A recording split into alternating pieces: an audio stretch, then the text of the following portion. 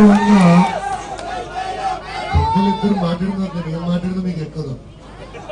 వాళ్ళ జోష్, వాళ్ళ ఉత్సాహం చేస్తుంటే గ్రామంలో భారీ మెజార్టీ రాబోతుంది. మొన్న రావాల్సిన ఊరు మొన్న నిన్న అందరూ వచ్చి నామినేషన్ హాజరయ్యారు. మీరే చూశారు ఎలా జరిగిందో.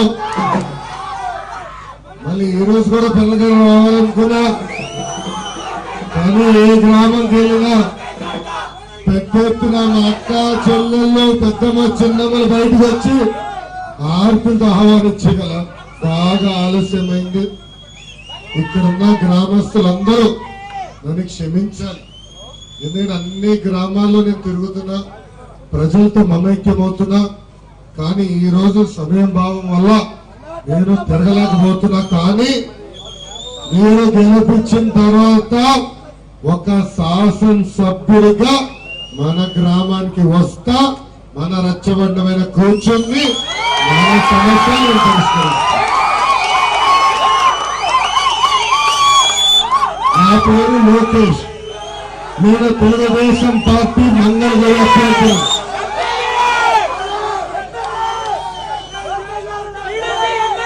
ఒక్క నిమిషం,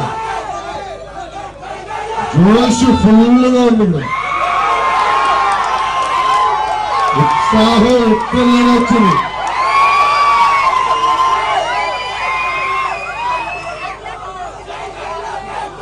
(2014) 2014 సంవత్సరం మనం ఎవరం మర్చిపోలేం. ఆనాడు రాష్ట్ర విభజన టీవీలు కట్టేసి చేశారు. కట్టుబట్టలతో మెడబట్టి మన బయటికి ఎత్తేశారు. 16,000 కోట్ల లోటు బడ్జెట్ తో ఆంధ్ర రాష్ట్రాన్ని ఏర్పాటు చేశారు. ఎన్ని కష్టాలున్నా, ఎన్ని ఇబ్బందులున్నా ఇచ్చిన ప్రతి హామీ నిలబెట్టుకున్న ఘనత మన ముఖ్యమంత్రి నారా చంద్రబాబు నాయుడు. యావత్ భారతదేశంలో ఎక్కడ జరగని విధంగా 24,000 కోట్ల రైతు రుణాలు మాఫీ చేసిన ఘనత మన ముఖ్యమంత్రి నారా చంద్రబాబు నాయుడు. మా అబ్బ తాతలు అడుగుతున్నా, తాతయ్య ఈరోజు పెన్షన్ ఎంత? తాతయ్య చెప్పండి, పెన్షన్ ఎంత? 2,000. మిగులు బడ్జెట్ ఉన్న తెలంగాణ ఇవ్వట్లేదు తాతయ్య. కర్ణాటక, తమిళనాడు 2,000 ఇవ్వట్లేదు. అంతెందుకు భారతదేశంలో 29 రాష్ట్రాలుంటే కేవలం ఒక్క ఆంధ్ర రాష్ట్రంలోనే 2,000 రూపాయలు పెన్షన్ ఇస్తున్నారు. డ్వాక్రా సంఘాల్లో మా అక్క చెల్లెలు ఉన్నారు. పసుపు కుంకం మొదటి విత్తి కింద మీకు బ్యాంక్ అకౌంట్ లో 10,000 రూపాయలు ఇచ్చారు. తల్లి ఇచ్చారు, ఇవ్వలేదా? ఇచ్చారు. మళ్ళీ రెండో విత్తి కింద 2 చెక్కుల ద్వారా 6,000 రూపాయలు మీకు అందజేశాం. అవునా కాదా తల్లి? మిగిలింది 4,000 రూపాయలు. అది కూడా ఏప్రిల్ 5వ తారీఖు నాడు మన ముఖ్యమంత్రి గారు మీ బ్యాంక్ అకౌంట్ లో వేయబోతున్నారు. అమ్మా ఆలోచించండి, 5 సంవత్సరాల్లో డ్వాక్రా సంఘాల్లో ఉన్న ప్రతి మహిళకి 20,000 రూపాయలు ఇచ్చిన పెద్దన్న మన చంద్రన్న. తల్లి తెలంగాణలో ఇవ్వలేదు, కర్ణాటకలో ఇవ్వలేదు, తమిళనాడులో ఇవ్వలేదు. అంతెందుకు భారతదేశంలో 29 రాష్ట్రాలుంటే 28 రాష్ట్రాలు ఇవ్వలేదు. కేవలం ఒక్క మన చంద్రన్నే మీకోసం అది ఇష్టం జరుగుతుంది. అది ఒకసారి ఆలోచించండి. ప్రతిపక్ష పార్టీలు చెప్పినాయి రెండో చెక్కు చెల్లదని. చెల్లిందా? డబ్బులు పడినాయా? మాట ఇచ్చి నిలబెట్టుకునే వ్యక్తి ఓటేస్తారా? ఏంటి మాయ ఫకీర్లు ఓటేస్తారని ఒక్కసారి మీరు ఆలోచించాలా? అమ్మా 2014 ముందల 24 గంటలు వచ్చి కరెంట్ వచ్చేదా? వచ్చేదా లేదు. అదే చంద్రన్న ప్రమాణ స్వీకారం చేసిన మొదటి 100 రోజుల్లో 24 గంటల కరెంట్ ఇస్తున్నారు. చంద్రన్న బీమా ప్రమాదంలో చనిపోతే 5 లక్షల రూపాయలు, సహజ మరణంతో 2 లక్షల రూపాయలు. చంద్రన్న పెళ్లి కానుక ఇట్లా చెప్పుకుంటా పోతే 120 సంక్షేమ కార్యక్రమాలు మీకోసం చంద్రన్న పెట్టారు. సంక్షేమే కాదు, అభివృద్ధి కూడా పెద్ద ఎత్తున మనం చేస్తున్నాం. మన గ్రామంలో ఇప్పటికీ 1.5 కిలోమీటర్లు సిసి రోడ్ వేసిన ఘనత మన ముఖ్యమంత్రి నారా చంద్రబాబు నాయుడు గారికి. అడగందే పాపంలాగా సిసి రోడ్లు వేస్తున్నాం, సిమెంట్ డ్రైన్లు వేస్తున్నాం. నాకు చాలా మంది నా దృష్టికి తీసుకొచ్చారు, భూగర్భ డ్రైనేజ్ కావాలన్నారు. నన్ను గెలిపించండి.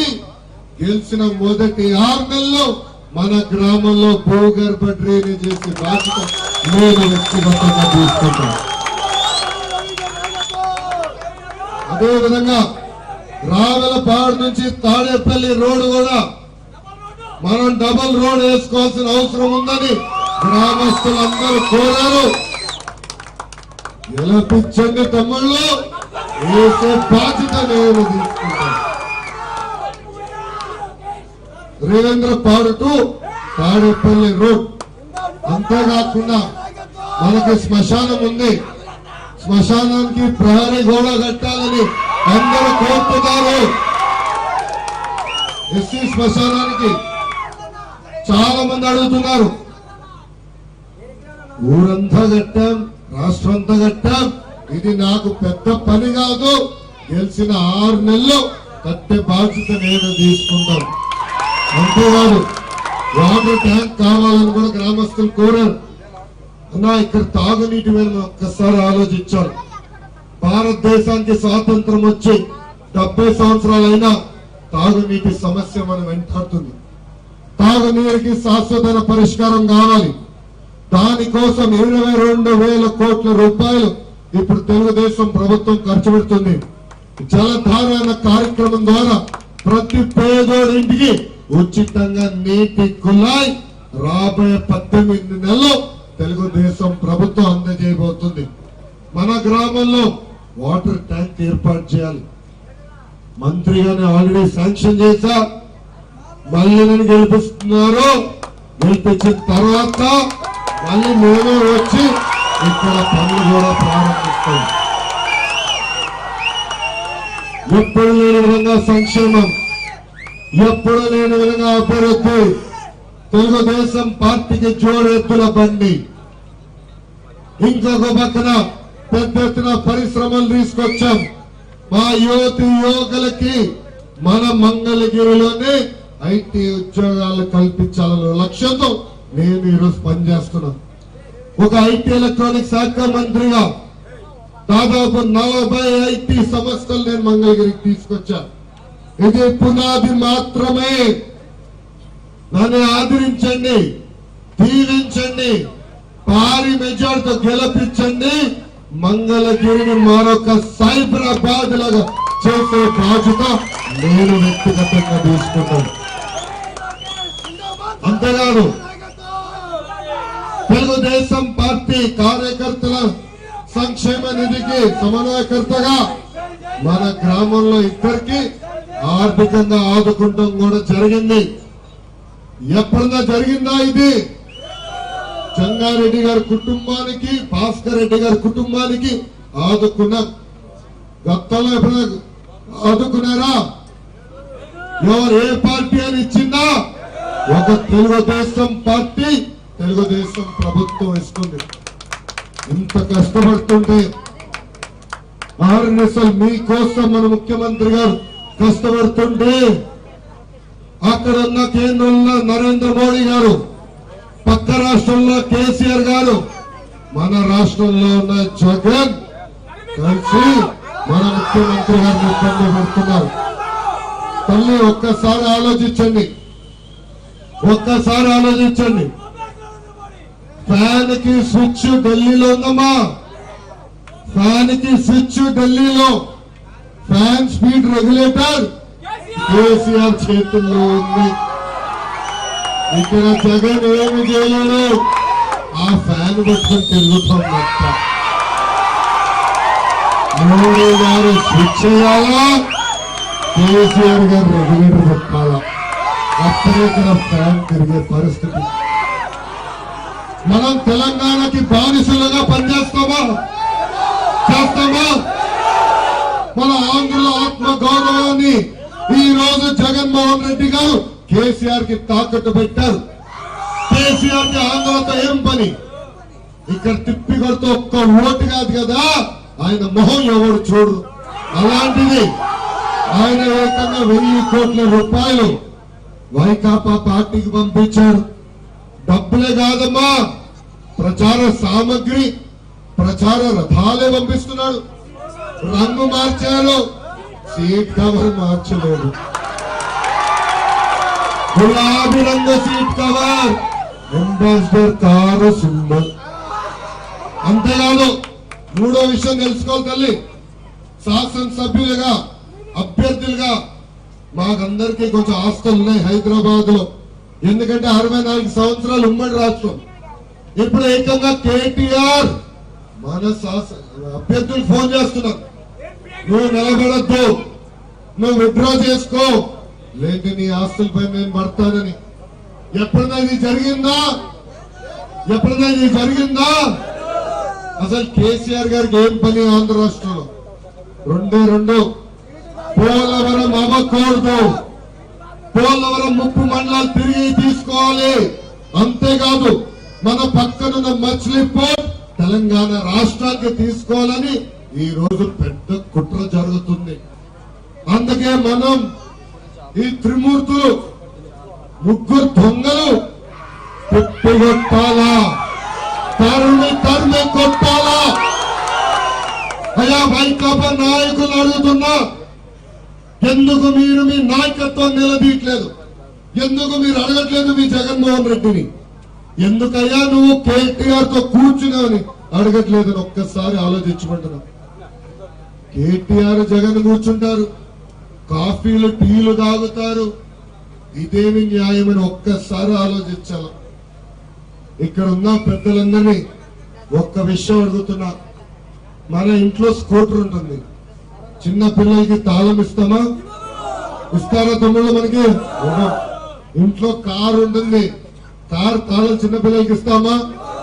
ఎందుకు ఇవ్వం? యాక్సిడెంట్ అవుతుంది, మనుషులు చనిపోతారు. అలాంటిది 5 కోట్ల ఆంధ్ర రాష్ట్ర ప్రజల భవిష్యత్తుకి తాళం జగన్మోహన్ రెడ్డికి ఇస్తామా? 40 సంవత్సరాల పరిపాలన అనుభవం వ్యక్తి కావాలా, లేదంటే 16 నెలలు జైల్లో ఉండి ఒంటి నిండా 31 కేసులున్న వ్యక్తి కావాలా? తల్లి, ఆయన ఎఫిడవిట్ లో ఆయన ఆస్తులు ఇంత అవుతే కేసులు ఇంత, ఇంకా 31 కేసులు స్వయంగా చెప్పాడు. 28 420 కేసులు. అసలు అలాంటి వ్యక్తులు మన ఊర్లోకి రానిస్తామా? ఏం చేస్తాం? రోడ్డుల్ని కర్ర తీసుకుని తరిమి కొడతాం. అవునా కాదు తల్లి? ఇక్కడున్న గ్రామస్తులు నేను అదే కోరుతున్నా. దొంగబ్బాయి ఆలిబాబా 42 దొంగలు వస్తున్నారు. తల్లి బంగారం జాగ్రత్త, ఇల్లు తలుపులేసుకోండి, అన్ని కూర్చేస్తారు. పొరపాటున ఈరోజు జగన్మోహన్ రెడ్డి గారు మాట ఛాన్స్ ఇవ్వాలంట, ఇదేమో ప్యాకాట్ ఆయన ఛాన్స్ ఇచ్చింది. మీ భవిష్యత్తు తల్లి, మీ భవిష్యత్తు తీసుకెళ్లి అలాంటి దుర్మార్గుడు చేతి పెడతారు, ఒక్కసారి ఆలోచించాలి. అంతేకాదమ్మా, సొంత బాబాయ్ వైఎస్ వివేకానంద రెడ్డి గారు వచ్చ మీరు చూస్తున్నారు. ఈ రోజు మీరు ఒక్కసారి చూడండి, ఆనాడు వాళ్ళ నాయకులు వచ్చి బయటకు వచ్చి ఒక మాట చెప్పారు. ఏమన్నారు? గుండెపోటుతో చనిపోయారన్నారు. శవాన్ని హాస్పిటల్ తీసుకెళ్తే పెద్ద గాయాలు. ఏంటా గాయాలు అనుకున్నాం? తర్వాత అందరు గుండెపోటుతో ఆసుపత్రిలో చనిపోయాడంట. క్షమించాలి, గుండెపోటుతో టాయిలెట్ లో చనిపోయాడంట. అది దెబ్బ తగిలిందంట. అంటే గుండెపోటు అంటారు, దెబ్బలు అంటారు. తర్వాత చూస్తే శవంలో పెద్ద పెద్ద దెబ్బలున్నాయి. ఎవరు చంపారు ఇది? ఎందుకు రక్తం తీసేశారు? ఎందుకు ఎవిడెన్స్ తీసేశారు? ఏకంగా వాళ్ళ ఎంపీ అవినాష్ రెడ్డి ఈ పని చేస్తాడని ఎంత అన్యాయం ఒక్కసారి ఆలోచించాం. ఇలాంటి పరిస్థితులు వస్తే రేపు మనం ఎవరం బతకలేమమ్మా. కులం, మతం, ప్రాంతం అతీతంగా మన ముఖ్యమంత్రి నారా చంద్రబాబు నాయుడు గారు గెలిపించుకోవాల్సిన బాధ్యత ఉంది. మీ అందరికీ ఇక్కడున్న పెద్దలకి నేను మనవడవుతా. మా అక్క, మా పెద్దమ్మ చిన్నమ్మలకి కొడుకవుతా, మా అక్కలకి తమ్ముడవుతా. అమ్మ ఆశీర్వదించండి, దీవించండి, ఓటు వేసి నన్ను ఆదరించండి. మీకు ఇప్పుడు ఎమ్మెల్యేలా కాదు తల్లి, మీకున్న ఎమ్మెల్యేలు ఎప్పుడు కంపల్లా 6 నిమిషాలు మీకు అందుబాటులో ఉంటా. మీ సంక్షేమం కోసం నేను పనిచేస్తా. మన ఇల్లు ఎక్కడుందో మీకు తెలుసు. మీకు ఎలాంటి సమస్య వచ్చినా యుద్ధ ప్రాతిపదికంగా నేను పరిష్కరిస్తానని సభాముఖంగా హామీస్తూ, అమ్మా టైం అయిపోయింది, వెనక నుంచి గొడవ పెడుతున్నారు, క్షమించాలి, గెలిపించండి, మళ్ళీ వస్తా. ఎవ్వరు ఊహించిన విధంగా మన నియోజకవర్గాన్ని నేను అభివృద్ధి చేస్తానని ఈ సభాముఖంగా హామీస్తూ నేను సెలవు తీసుకుంటున్నా. తల్లి, వచ్చే ఎన్నికల్లో 2 ఓట్లు ఏ గుర్తుకేస్తాం? ఏ గుర్తుకేస్తాం? జోహార్ అన్న ఎన్టీఆర్, జోహార్ అన్న ఎన్టీఆర్.